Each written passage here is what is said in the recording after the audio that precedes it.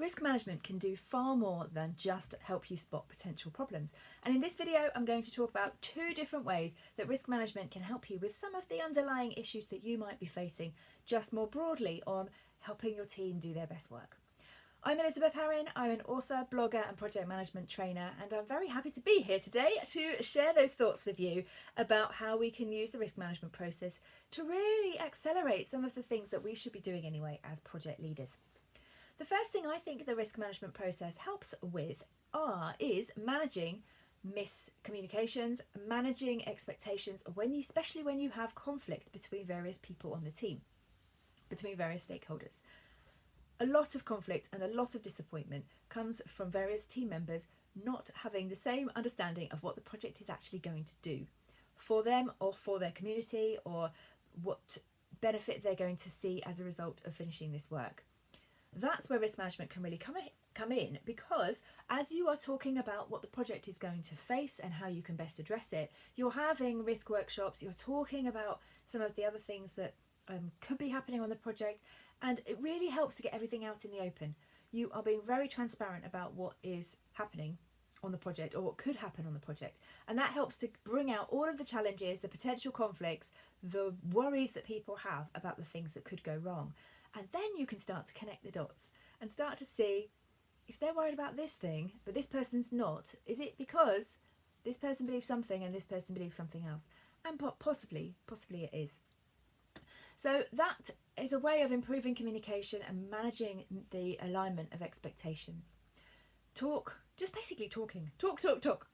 Communicate everything across the project. But having that structure of using the risk process to do so gives people sort of permission to raise their concerns. And that's where you, as the project manager, can start to join the pieces together and make sure that people are concerned about the same sort of things. And where that is not the case, question. Is that not a worry for you? Why would it not be?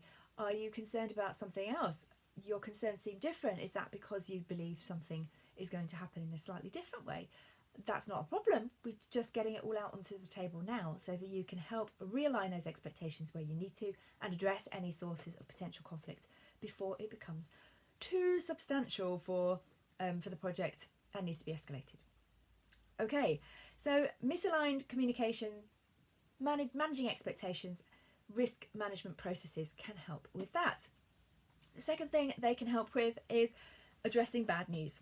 Because in some companies there is very much a culture that we will hide bad news and not share it with the people that matter, partly because as project managers we should be able to do the job and shouldn't need to have escalations, and partly because people who raise bad news get fired, or some other bad thing happens to them. They are removed from the project, let's say, or put onto a project that nobody wants to do, that kind of thing. And those are toxic work environments, because we should work in environments where there is a no blame culture, where it is okay to raise concerns, where it's okay to raise problems, and we can all deal with them in a mature and adult way, helping our colleagues resolve whatever issues have come up, and dealing with people who are struggling with their work in a more professional and performance management supportive way than basically saying, well, if you can't do this giant thing we've just thrown at you with no training, then you are out.